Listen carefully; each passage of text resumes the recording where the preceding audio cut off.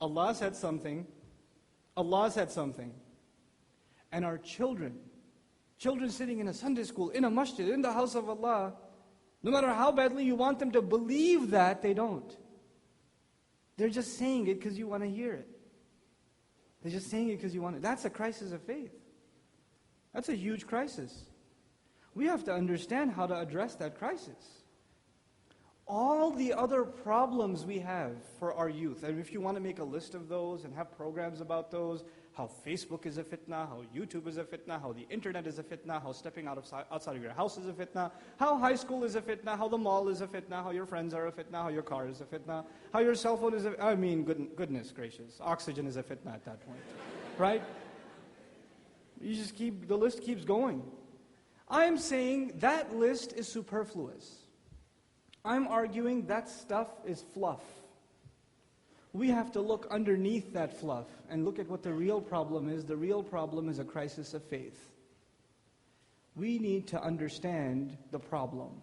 And the problem is our youth are not confident, not proud, not in love with Islam. They're not confident in the Quran.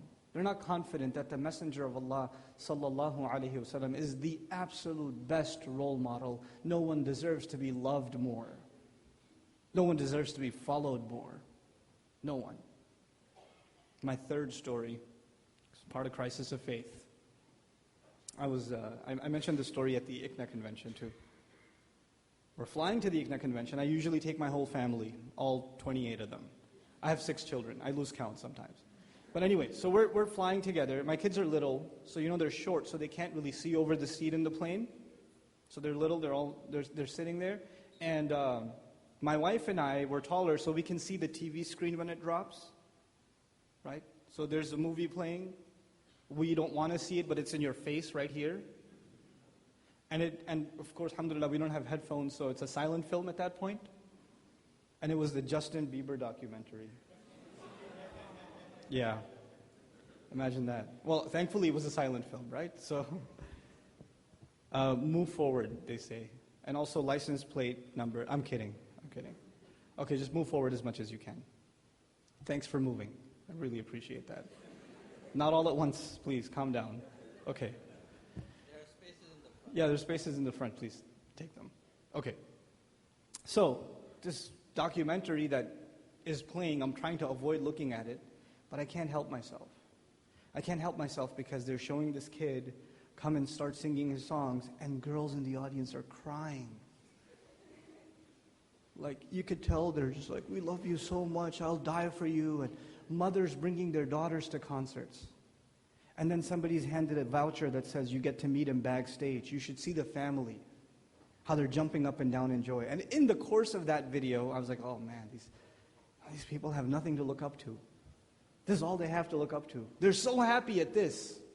They're so happy at this. How sad a life can it be? And next clip, there's a Muslim girl. She's wearing a hijab. She's handed a voucher. You're going to get to meet Justin Bieber. And she's going around a tree, hugging it and going crazy. And she's not the only Muslim girl that would do that. She's not. Don't say, astaghfirullah, what kind of Muslim? That's the average Muslim girl. That's normal. Okay? So now we have a crisis not just of faith, but some of the fruits of faith. What are some of the fruits of faith? The faith itself is you're convinced Islam is true, right? That's faith itself. You're convinced Islam is true.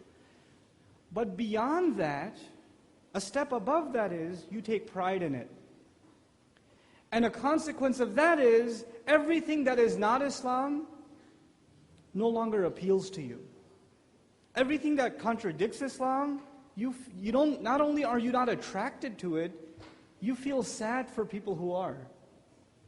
You look at it as something beneath you.